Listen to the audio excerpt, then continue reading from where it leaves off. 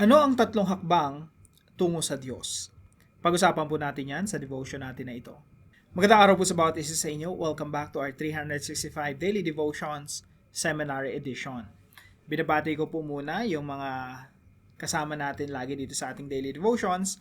Si Alfredo, Liserio Yasay, Nolin, Godofredo, Mercedita, Jocelyn, Cecilia, Calvin M., Nori Alipio, Emmy Mutok, and Summer.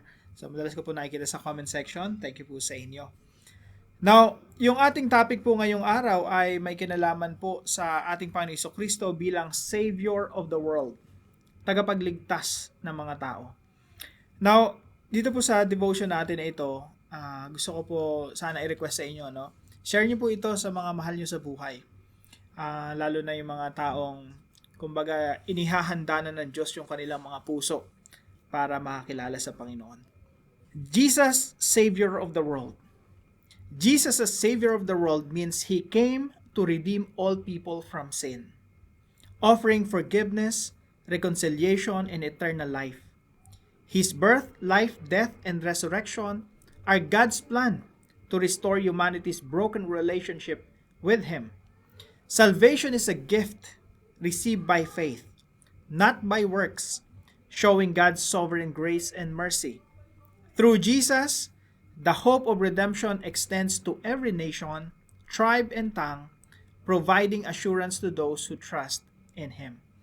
Now, kung ito pong devotion na ito ay shinare sa inyo ng mahal nyo sa buhay, kaibigan, kapatid, pagpasalamat nyo sa Diyos kasi hindi po aksidente na napapakinggan nyo yung devotion natin ngayon.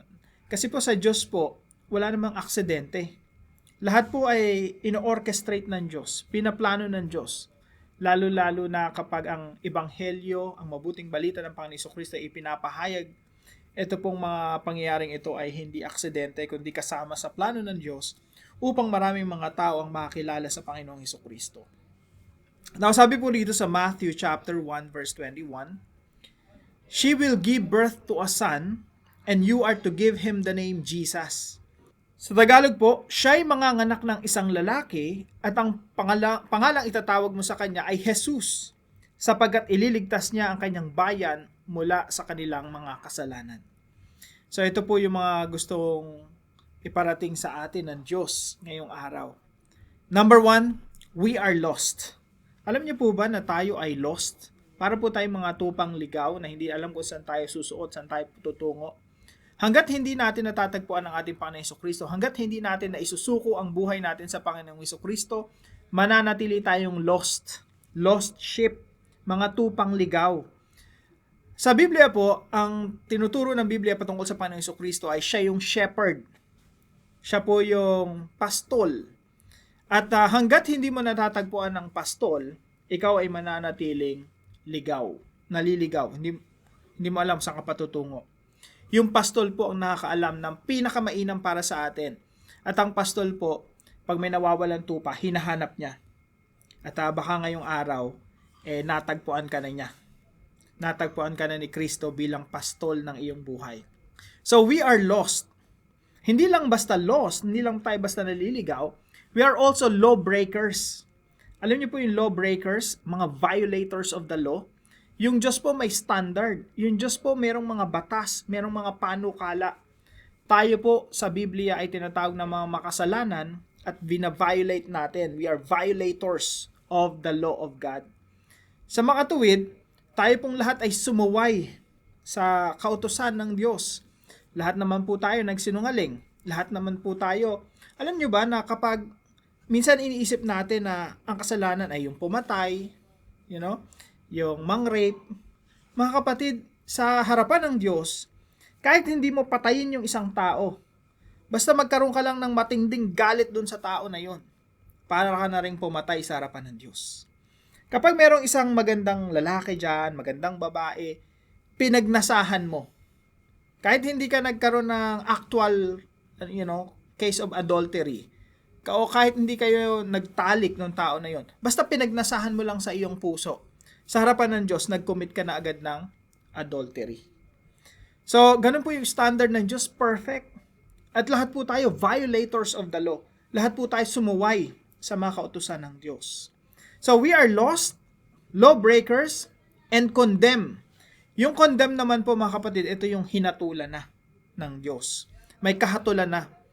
Sabi po sa John chapter 3 verse 18, whoever believes in Jesus is not condemned. But whoever does not believe stands condemned already, because they have not believed in the name of God's one and only Son. Sa Tagalog po, ang sumasampalataya sa Kanya ay hindi hinahatulan. Ngunit, ang hindi sumasampalataya kay Kristo ay hinatulan na, sapagkat hindi siya sumasampalataya sa pangalan ng tanging anak ng Diyos. Sa mga tuwid, mga kapatid, meron ng kahatulan sa atin. Tayo ay mapapahamak. Tayo ay haharap sa judge. At ang sasabihin ng judge sa atin, guilty. Guilty. Beyond reasonable doubt. No? Ibig sabihin, talagang mapapahamak, hahatulan talaga ng Diyos. Pero alam niyo po, dahil mabuti ang kalooban ng Diyos, mabuti ang kanyang puso at siya'y umiibig sa atin, ayaw niya tayong mapahamak. Yan po yung essence ng John chapter 3 verse 16. For God so loved the world that He gave His one and only Son, so that whoever believes in Him shall not perish, but have eternal life. Ang mananampalataya sa Panginoong Jesucristo ay hindi mapapahamak, kundi magkakaroon ng buhay na walang hanggan. So we are lost, lawbreakers, and condemned. That's why, point number 2, we need Jesus. Mga kapatid, you need Jesus. We are lost. We need Jesus. Alam niyo po, kung ang tingin natin sa sarili natin ay malinis, hindi naman tayo kasing kasalanan ng iba, makasalanan katulad ng iba. Kung ang tingin natin sa sarili natin righteous, mabuti, mga kapatid, hindi natin kailangan si Jesus. You don't need Jesus. Kung ang tingin mo sa sarili mo, malinis ka. Kaya po, kailangan natin si Jesus because we know that we are sinners. We are sick. May karamdaman tayo, meron tayong malubhang karamdaman at kailangan natin ng dakilang manggagamot. At wala pong mas dakila pa sa Panginoon Jesucristo sapagkat siya yung ating dakilang manggagamot, tagapagligtas at Panginoon. We need Jesus as our only Savior and Lord. Mga kapatid, ang isang taong matuwid ang tingin sa kanyang sarili, hindi nangangailangan ng tagapagligtas. Hindi nangangailangan ng Savior, hindi nangangailangan ng Panginoon, hindi niya kailangan si Jesus.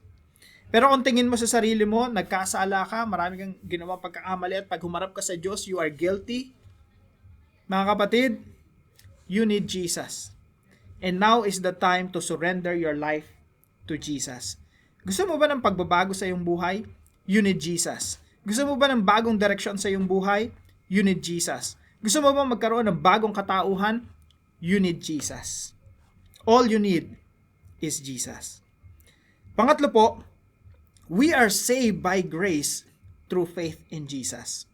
Sabi po sa Ephesians chapter 2 verse 8 and 9. For it is by grace you have been saved. Sa biyaya ng Diyos, tayo po ay lost patungo sa bangin, no? Na nakapiring yung mata, hindi natin alam kung ano yung ginagawa natin, basta pinagpapatuloy lang natin yung ating paglalakbay, pero patungo yun sa kapahamakan. Pero nakita ka ng Diyos, inibig, minahal. At sabi ng Diyos, ililigtas ko ng tao na ito. Yun po yung kabutihan ng Diyos. He sent Jesus Christ to die on the cross. Ang ating Panginoon Jesucristo namatay doon sa krus ng Kalbaryo upang maging tagapagligtas natin. At kung sino mang nananampalataya sa Panginoon Jesucristo ay magkaroon ng buhay na walang hanggan. Yan po ay biyaya ng Diyos. Sapagkat sa biyaya kayo naligtas sa pamamagitan ng pananampalataya if you believe in Jesus. If you believe in what God did on the cross. Sa pamamagitan ng pananampalataya. At ito'y hindi sa pamamagitan ng inyong sarili, ito'y kaloob ng Diyos. Regalo ng Diyos ang kaligtasan na pwede mong makamtan kung maniniwala ka sa ginawa ng Panginoong Jesucristo doon sa krus ng Kalbaryo. Verse 9, hindi sa pamamagitan ng mga gawa, you cannot save yourself. You cannot work for your salvation. Jesus was the one who worked for your salvation. He's the one who died on the cross for the forgiveness of your sins. Hindi sa pamamagitan ng mga gawa upang ang sino man ay wag magmalaki. So mga kapatid, we are saved through faith in Jesus. Now, meron po tayong 3 steps palapit sa Diyos, no? Ito po yung kailangan nyong gawin ngayong araw. Number 1, repent and turn away from sins. Alam niyo po, kapag napakinggan niyo yung ebanghelyo, ito po ay ebanghelyo, no? Jesus Christ came to die for you. Jesus Christ came to die on the cross for the forgiveness of our sins. Ang ibig sabihin po nito, mga kapatid, kailangan mong tumalikod sa iyong mga kasalanan. Walang lumalapit sa Panginoong Jesucristo na hindi iniiwan ang kanyang masamang gawain. Hindi mo pwedeng sabihin nananampalataya ka sa Panginoon, follower ka na Jesus, pero nananatili ka sa iyong masamang gawain. Repent.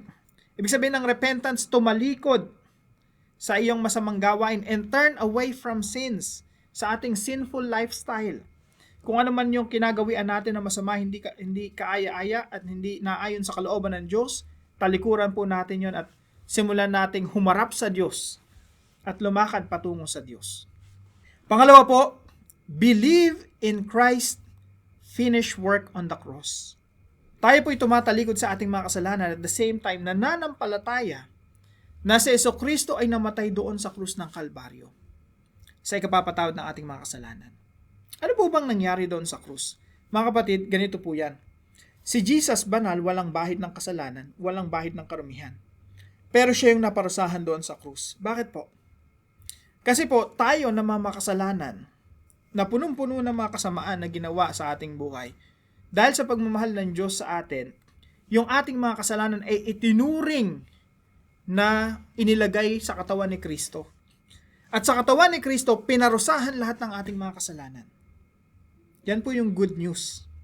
Jesus died for you. Sinalo ni Jesus lahat ng mga kasalanan na ginawa mo, kasalanan na ginawa ko. Lahat ng yon inilipat sa katawan ng Panginoon Jesucristo at pinarusahan sa kanyang katawan. Upang tayo na mananampalataya sa Panginoon Jesucristo ay hindi na parusahan pa. Sa halip magkaroon ng buhay na walang hanggan. Nung namatay ang ating Panginoon Jesucristo doon sa krus, kung ikaw ay nananampalataya sa ginawa ni Jesus doon sa krus, lahat ng kasalanan mo nalipat na sa Kanya, pinarusahan. At ang dugo ng Panginoon Jesucristo ang siyang naghugas sa ating mga kasalanan at tayo ay malinis na sa harapan ng Diyos. Walang bahid ng karumihan. Kung ito po ay pinapanampalatayahan mo, kapatid, kung ikaw totoong-totoo sa ito, ikaw ay magkakaroon ng kaligtasan. Mahugasan ka mula sa iyong mga nagawang pagkakamali. Believe in Christ's finished work on the cross. At pangatlo po, join a community of followers of Christ. Si Jesus po nagtatag ng iglesia, nagtatag siya ng church, ng community, Christian community, mga mananampalataya, followers ng ating Panginoon Jesucristo. Kailangan mo mag-join doon. Bakit? Yung tinatag ng Panginoon Jesucristo na church, body of Christ, diyan ka lalago. Hindi pwedeng nagtatag ang Panginoon Jesucristo tapos sasabihin mo, ay hindi importante yan sa akin, hindi yan mahalaga sa akin. Si Jesus ang nagtatag niyan. Nagtatag siya ng iglesia, ng samahan, upang ikaw ay makasama at kasama mo silang lalago sa pananampalataya. Alam niyo po, totoo na maliligtas ka pag nanampalataya kay Kristo. Pero ang next step doon, kailangan mo ng kapwa mo mananampalataya para makatulong sa iyong paglago. Paglagong spiritual, paglago sa pagkakilala sa Diyos.